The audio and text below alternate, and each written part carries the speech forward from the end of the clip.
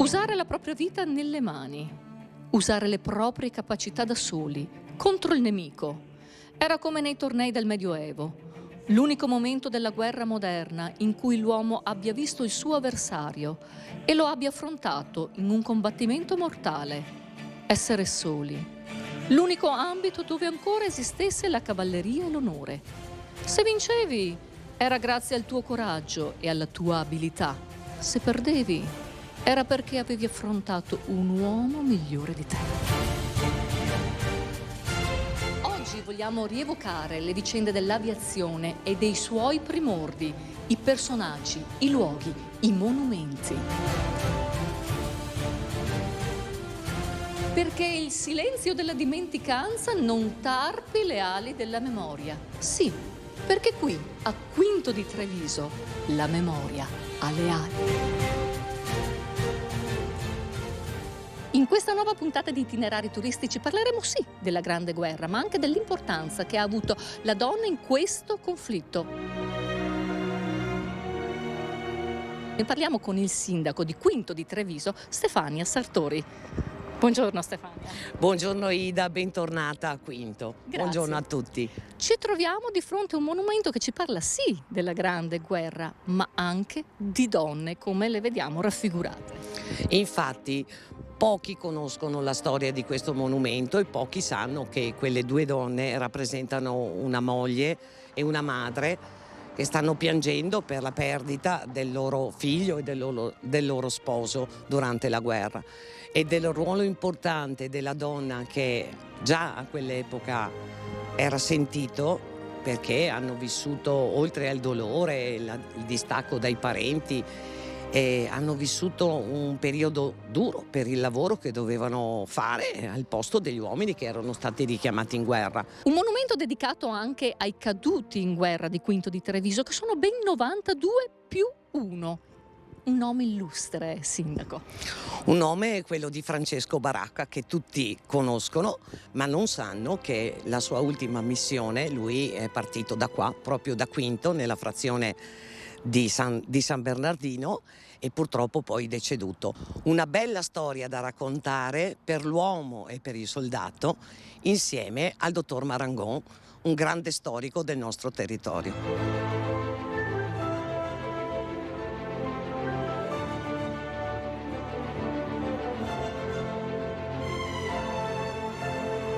Buongiorno dottor Marangon. Buongiorno Ida. Partiamo con questa meravigliosa storia qui, da questo monumento che è molto particolare. Dobbiamo vederlo nelle sfaccettature, nelle piccole sfaccettature. Certamente, perché questo qui non è il solito monumento in cui si vede il soldato primeggiare, il soldato italiano sull'austriaco. Qui vediamo due donne, una madre e una sposa, una giovane sposa, che hanno perso il figlio e il marito. Stanno pregando di fronte all'ara che rappresenta l'Italia e vediamo il fuoco della vita che è stata spesa per l'Italia. Guardando attentamente vediamo l'espressione di queste due donne. La madre non è proprio tanto vecchia, avrà sui 55 anni, però è consumata dal dolore per la perdita del figlio, ma soprattutto dal duro lavoro. Sono partiti gli uomini abili, chi è rimasto a casa? Vecchi, donne e bambini. Mario, qui a Quinto la memoria è provvista di ali. Certamente, perché qui Francesco Baracca visse i suoi 100 e più giorni, gli ultimi 100 giorni della sua vita, dall'11 marzo del 1918 al 19 giugno 1918, quando purtroppo cadde sul Montello. Partì per la sua ultima impresa Certamente. proprio qui, dal piccolo aeroporto di Quinto di Treviso, che noi adesso andremo subito a vedere. Certamente. Andiamo. Ok.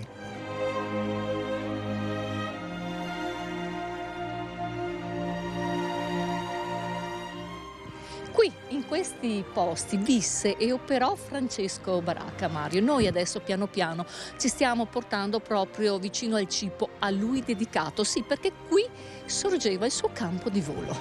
Certamente, dall'11 marzo 1918 la 91esima squadriglia Baracca, comandata appunto da Francesco Baracca, operò proprio in questo posto, un campo di volo voluto fortemente da Francesco Baracca perché era a 22 chilometri dal Montello, a 1 chilometro dalla stazione ferroviaria di Paese e a 7 chilometri da Treviso, quindi un posto ideale per mimetizzare il campo di volo. Ma perché un campo di volo proprio qui, a Quinto? Lui lo scelse. Non andava bene quello di Padova? No, perché Padova era un aeroporto molto grande, era ben conosciuto questo aeroporto dagli austriaci e quasi tutte le notti lo bombardavano con danni alle persone ma soprattutto agli aerei.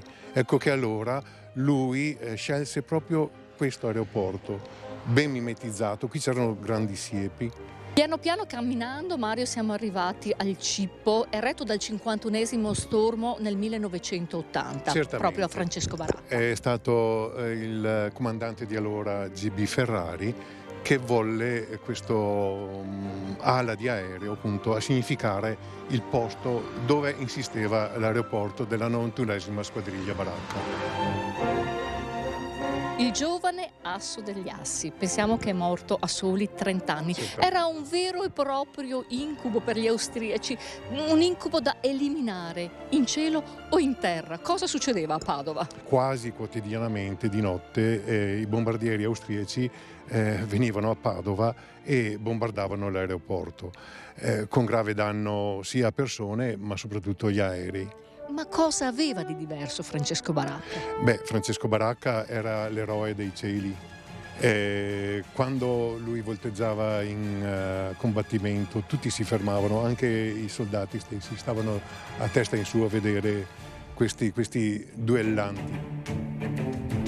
La Grande Guerra, tutta da raccontare ai nostri telespettatori, e proprio qui a Quinto abbiamo un residuo della Grande Guerra. Certamente, Ida, dopo lo andiamo a trovare. È una piccola fortificazione che faceva parte del sistema di trinceramento della città di Treviso. Una trincea, andiamo a vederla Sì. subito. Mario, qui abbiamo una fortificazione, la portiamo subito nelle case dei nostri telespettatori. È molto particolare, abbiamo ancora il filo spinato che adesso andremo a vedere. Cosa succedeva? Allora, Treviso era protetta da un sistema di trinceramento in triplice fila. Questo qui sarebbe il secondo. Partivano da Melma, da Sile, proteggevano a nord Treviso e si finivano di nuovo sulle rive del Sile. Mario, io vedo che lì ci sono ancora le impronte dei soldati. Mi aiuti a scendere? Scendiamo, andiamo a vedere. Andiamo a vedere. Eccoci qua. Manuel, vieni, scendi anche tu. Vieni a vedere, qui ci sono ancora le impronte, Mario. Certamente. Sono impronte di soldati militarizzati che nel 1916 fecero queste trincee. Erano 400 soldati militarizzati, prevalentemente del sud. Ecco, stazionavano qui a Quinto e soprattutto andavano a dormire a Santa Cristina. Erano un po' rozzi, tanto che il parroco di Santa Cristina inveiva contro di loro perché erano molto liberticidi, giravano nudi per le rive del Sile quando si lavavano e hanno attirato appunto le ire del Don Lorenzo Tognana. Mario, ma facciamo vedere che qui c'era l'ingresso della trincea che Sì. andava giù, vero? Per quanti metri? Dalla fortificazione andava giù quasi 3 metri e era appunto l'ingresso per la trincea vera e propria. Qui, se vedete, Sì. c'è una piccola apertura dove venivano depositate le munizioni. Qui c'erano le mitragliatrici che erano pronte eventualmente se c'era uno sfondamento appunto a contrastare il nemico. Penetriamo ora nel il segreto della personalità di questo leggendario personaggio che fu congiunzione tra il nuovo e l'antico. Mario, la vita di Francesco Baracca. Certo. Francesco Baracca nacque nel 1888 a Lugo di Romagna da una famiglia molto benestante. Il padre era un proprietario terriero e grande commerciante di vini. La madre era la contessa Paolina Bincoli. Abbiamo parlato di nuovo e di antico. Sì, nuovo, perché come pochi è un uomo illuminato in questo secolo che parte così. Lo vediamo da queste foto. Ecco, vediamo l'innovazione di quegli anni.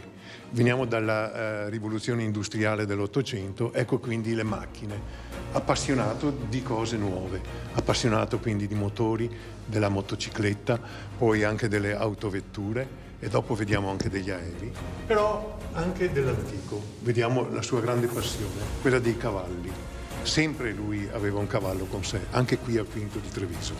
Questa bellissima mostra è stata curata dal gruppo Alpini di Quinto di Treviso. Certamente, gli alpini nel 2018 fecero questa bellissima mostra in Villa Memo Giordani per ricordare Francesco Baracca e quello che successe a Quinto durante quel periodo bellico. Ma questa bellissima puntata noi vogliamo terminarla così, con una curiosità che vediamo in questa mostra. Sappiamo che Francesco Baracca ebbe un desiderio e fece stampare su uno dei suoi aerei il cavallino rampante, certo. Il cavallino che poi diventò il cavallino della Ferrari. Perché lo vuole nei suoi aerei?